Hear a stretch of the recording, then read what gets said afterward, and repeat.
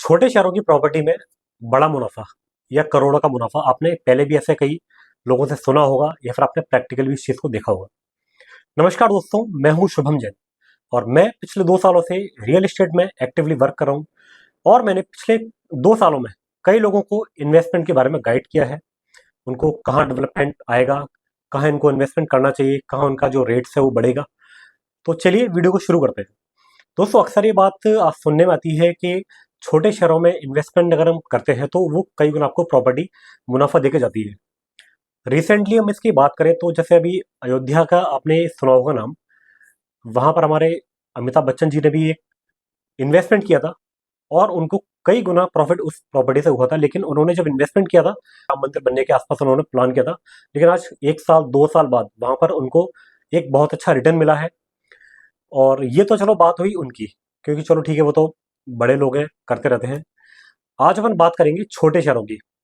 जैसे अपन बात करें टीयर 2 सिटीज में कौन कौन से शहर है अपने, जैसे जयपुर है, अजमेर है, या फिर अपने कोटा हो गया, किशनगढ़ जैसे जो नया शहर डेवलप हो रहा है, या फिर अपन बात करें कि गुजरात के आसपास, गुजरात में अपना धोलेरा सिटी डेवलप हो रहा है, ऐसे कोची है, इंदौर है। ये सारे जो शहर है ये अपने टीयर 2 सिटी के अंदर आते हैं। तो आज हम इस पे बात करेंगे कि ऐसा क्या है, ऐसे कौन से रीजन है कि छोटे शहरों में इन्वेस्टमेंट करने पर अच्छा खासा इन्वेस्टमेंट जो अपना कई गुना हो जाता है। सबसे पहले अपन बात करेंगे कि यहाँ पर रेट का एक बहुत बड़ा इफेक्ट पड़ता है।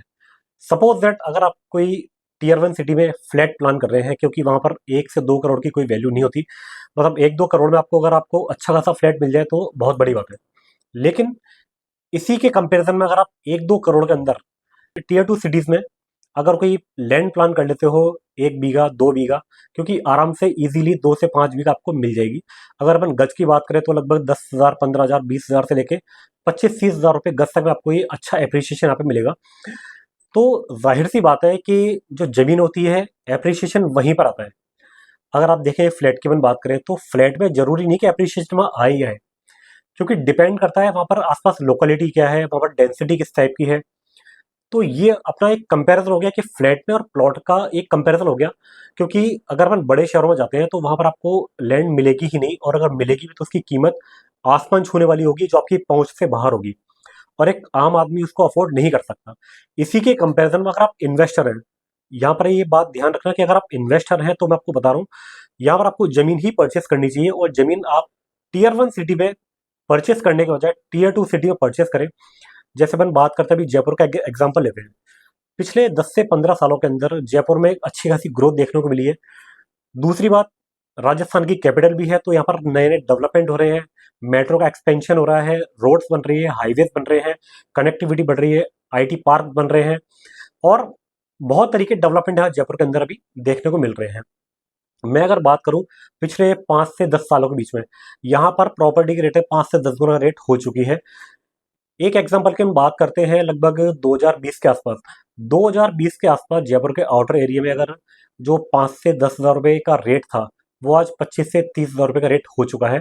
मतलब 10 हज़ार वाली रेट 30 हज़ार की हो चुकी है, लगभग 3 से 4 गुना वहां पर एप्रिसिएशन अच्छा खासा मिल चुका है। सेकंड टॉपिक ये है कि डेवलपमेंट छोटे शहरों में बड़े शहरों के बजाय डेवलपमेंट स्लो आता है, लेकिन एक कंपेरेटिवली कंटिन्यू आता है। जैसे टीयर 1 सिटीज में क्या होता है कि काम फटाफट डेवलप होता है, तो वहां पर आपको इतना अप्रिसिएशन नहीं मिल पाता, क्योंकि वहां ऑलरेडी 2 लाख 5 लाख रुपए गज के भाव हो चुके हैं। तो इसके कंपेयर में आपको छोटे शहरों में हो सकता है आपको 10 हज़ार रुपये से भी कोई रेट शुरू हो रही है जमीन की रेट, या 20 हज़ार में है, या 25 हज़ार में है। अगर एक एग्जांपल ले कि अगर आपने टीयर 1 सिटी में कोई फ्लैट खरीदा, आपने 1 करोड़ का फ्लैट खरीदा, और वो 5 साल के अंदर सिर्फ 2 करोड़ का, तो आपको सिर्फ 50% का आपको मुनाफा मिला।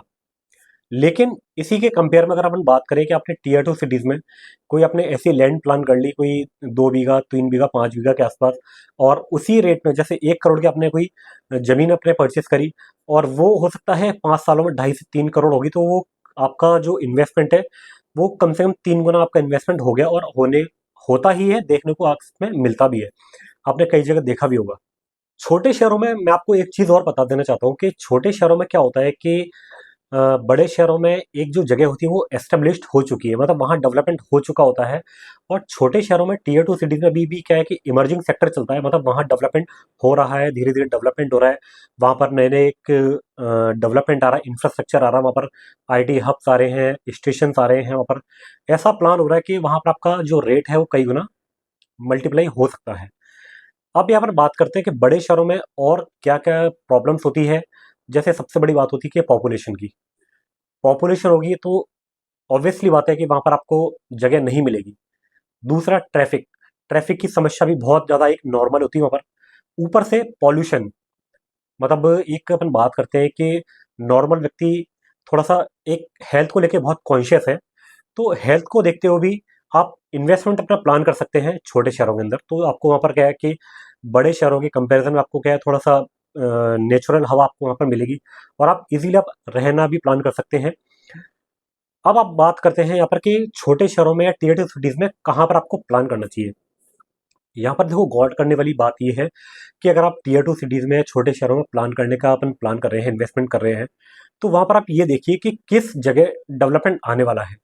वहाँ क्या हाईवेज बनने वाले हैं, एक्सप्रेस वे कहाँ पर आ रहा है, या फिर एक्सप्रेस वे अगर आ रहा है तो वहाँ पर एक्सप्रेस वे का कट कहाँ पर है, क्योंकि एक्सप्रेस वे के कट के आसपास आपको अच्छा खासा डेवलपमेंट देखने को मिलेगा, बजाय एक्सप्रेस वे। क्योंकि एक्सप्रेस वे क्या होता है कि वो ऊपर के ऊपर निकलता है, और हाईवे जो होता है वो गाँव को जोड़ता हुआ, शहरों को कनेक्ट करता हुआ निकलता है।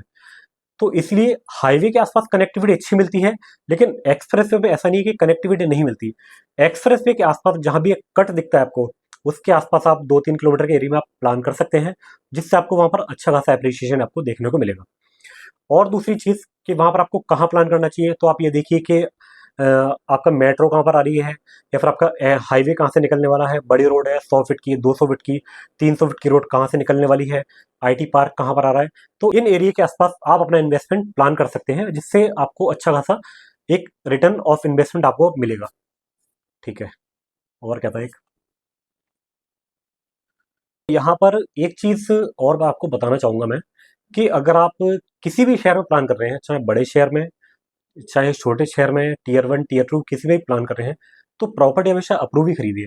सोसाइटी पट्टों में या फिर ऐसी जगह अनअप्रूव में आप मत जाइए जहां पर आपका पैसा हो सकता है कि पानी पानी की तरह आपका पैसा बह जाए और आपका पैसा पूरा खत्म हो जाए, डूब जाए। कहीं भी प्लान कर रहे हैं, अगर आप जैसे गांव में भी प्लान कर रहे हो तो वहाँ पर सरपंच का जो अप्रूवल होता है वहाँ पर वो लागू होता है, या फिर नगर पालिका होती है, नगर निगम होता है, या फिर किसी शहर का डेवलपमेंट प्लान है जैसे जेडीए है, एडीए है, और आपके शहर में जो भी प्लान लागू होता है तो आप उसके अकॉर्डिंग ही अप्रूव में ही जाइए। अप्रूव के अलावा दूसरा एक अप्रूवल आता है रेरा का। आप अपनी प्रॉपर्टी को चेक कीजिए कि वो आपकी प्रॉपर्टी रेरा में रजिस्टर्ड है या नहीं, क्योंकि रेरा का एक डेवलपमेंट के ऊपर बहुत बड़ा इफेक्ट रहता है। अगर आप डेवलपमेंट, जैसे कोई बिल्डर अगर डेवलपमेंट नहीं करेगा तो रेरा उसके ऊपर पेनल्टी भी लगाता है। और तीसरा, अगर आपको ये चेक करना है कि मेरी प्रॉपर्टी अप्रूव है या नहीं, तो सीधी सी सिंपल सी बात है, आप उसको उसको आप बैंक से अप्रूव करा लीजिए या बैंक से लोन आप ले लीजिए। क्योंकि बैंक जब भी कोई प्रॉपर्टी अप्रूव करेगा या उस पर लोन देगा तो वो सारी चीज़ें अपनी पहले ऑलरेडी चेक करेगा, उसका लीगल सही है, टेक्निकल सही है, या जो मार्केट वैल्यू वहाँ पर बनी हुई है वो एक्चुअल है या नहीं। क्योंकि फाइनेंसर हमारा बैंक है, तो वो कहीं भी इधर उधर अपना पैसा नहीं डालेगा, क्योंकि बाद में फिर बैंक एनपीए होते हैं, जिससे उनको ही परेशानी आती है, उनका ही पैसा डूबता है। तो ये सारी चीजें हो गई कि अप्रूवल भी आपको लेना चाहिए और अप्रूव प्रॉपर्टी में ही जाना चाहिए। तो दोस्तों ये अपन एक छोटा सा कंपेयर हो गया कि बड़े शहरों की तुलना में छोटे शहरों में आपका इन्वेस्टमेंट कितना गुना बढ़िया रहता है, या फिर कितने गुना आपको मुनाफा मिल सकता है। दोस्तों वीडियो अगर आपको पसंद आई हो तो आपके चैनल को सब्सक्राइब करें, वीडियो को लाइक करें, शेयर करें, और बेल आइकन को प्रेस करना ना भूलें। और ऐसे ही वीडियोस के लिए बने रहिए और देखते रहिए। Thank you.